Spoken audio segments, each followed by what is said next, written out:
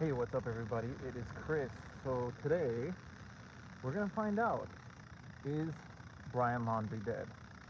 How is it that apparently they can supposedly find his body only steps away from where they've searched time and time again? As I'm sure many of you know, this happens actually pretty often, right? That they've searched a place time and time again, and that's where they end up finding a body. It's crazy though that they're saying that whatever they found, whoever they found, has been there for weeks, deceased in the reserve. Which, if you've been following what's been going on, uh, apparently they're right next to where the Mustang was found. So apparently somebody uh, found some belongings there. They called in the parents to identify these belongings as being Brian's, and so now everybody, apparently they've also found human remains. What is the likelihood that Brian's body was buried or in the water right next to where everyone's been searching, where there's been so much attention focused, and he was there the whole time? I don't know. I don't buy it. I mean, anytime anything is found with this whole case, immediately the speculation just goes through the roof. Everybody's like, oh my god, it's him, it's not him, no, it's this other person that's been missing. And it makes me wonder, like, wow, like, how many people die in the Carlton Reserve? Like, really, you guys are finding bodies there all the time? I get it, like, things happen to people, but that's pretty crazy that if you're finding all of these different deceased individuals inside a small area like that, and especially with all the attention. I mean, how many cops have walked through that area? I get it. Florida's covered in swampland, so it's not like everything's easily accessible. But you would think that law enforcement's been combing the back areas of that place, checking out the water. I'm not sure if in Florida, like, it's safe to be doing that kind of stuff. So maybe they don't do, go poke at the water and that kind of stuff because, you know, of the wildlife around there. But it would be astonishing if this guy was dead the whole time, right there near uh, where they've been searching. And watching as this kind of unfolded from the beginning, that the parents were called out there because they supposedly found belongings, and then watching their reaction, they kind of seemed pretty numb to it. They didn't seem like they really reacted. Is that the way that you would react if your child, they found your child's body? I don't know. I don't buy it. And like, you know, since the beginning, since this story broke this morning. Oh, thank you for letting me know. Let me see if it's just the breeze. I apologize. But since this story broke this morning, the big thing for me is that at first they were saying that they found belongings, then they were saying they found human remains, then they were saying that the remains were female, and yeah, it's been nothing but wild speculation. I haven't seen any confirmation that there's been human remains found, just that there was belongings found.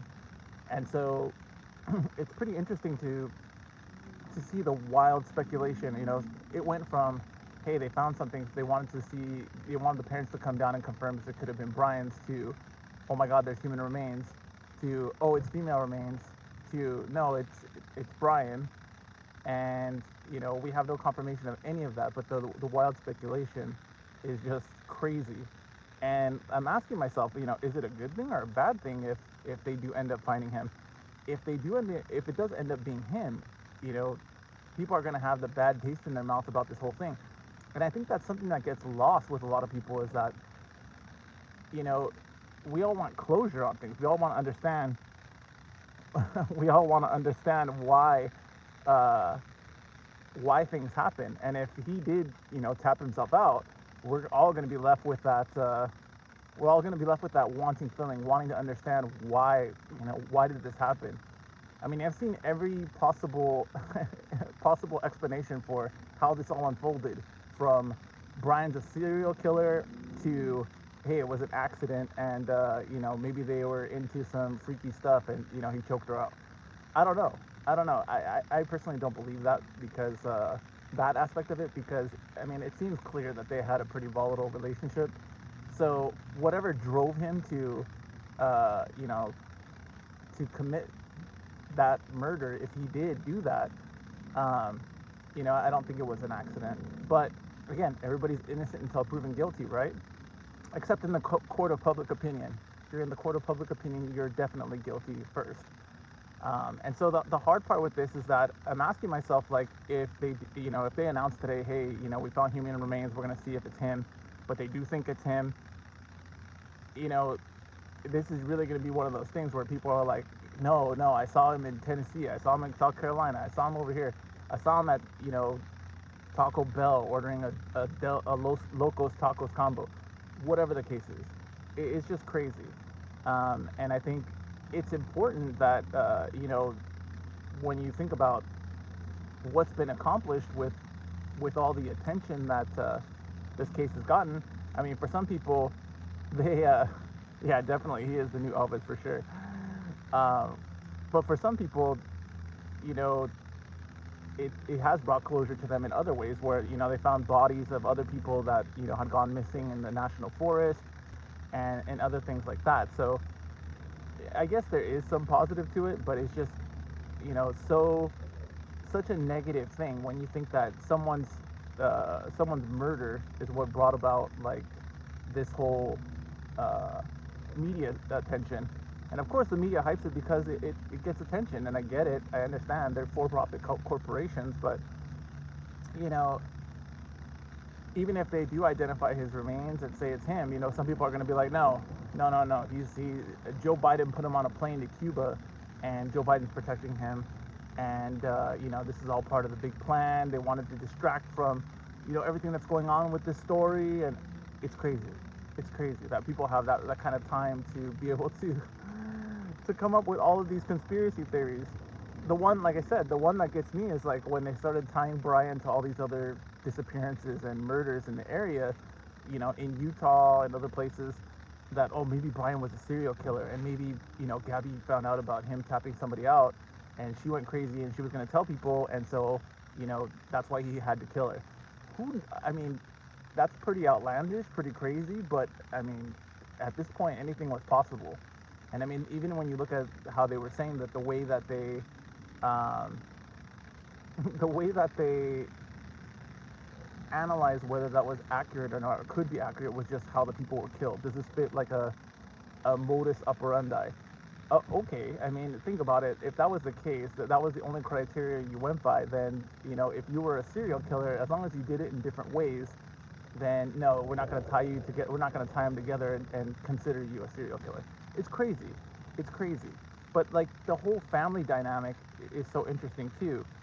So the whole thing is, so if you're not up on what's happening, basically what happened was these two Instagrammers, Gabby and Brian, they went on a road trip in Gabby's little truck van, and you know, they were documenting their voyage throughout the national parks.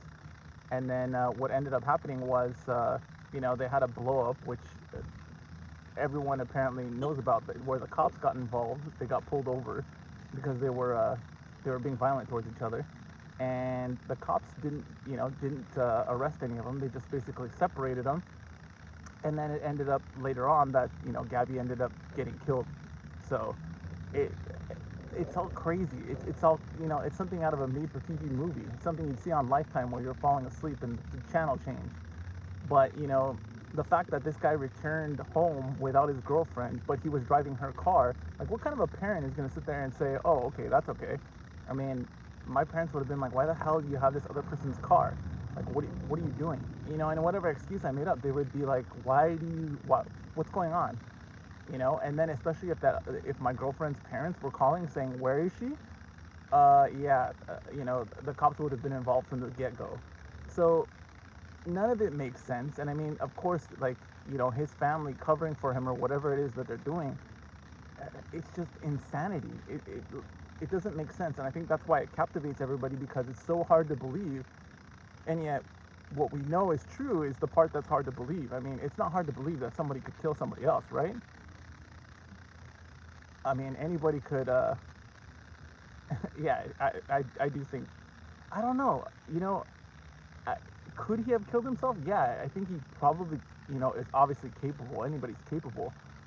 But, you know, his parents hiding him out for that, for that period of time when he was at home, not letting him speak to anybody, like that tells me that, what were you doing during that time? If I was a parent and they told me, hey, this happened, I killed somebody, like, of course, like, you want to protect your child, right? But at the same time, you have to know that, okay, look, you have very little chance of getting away. They're gonna get you. So let's figure out how we can do this in a way that you're gonna survive, right?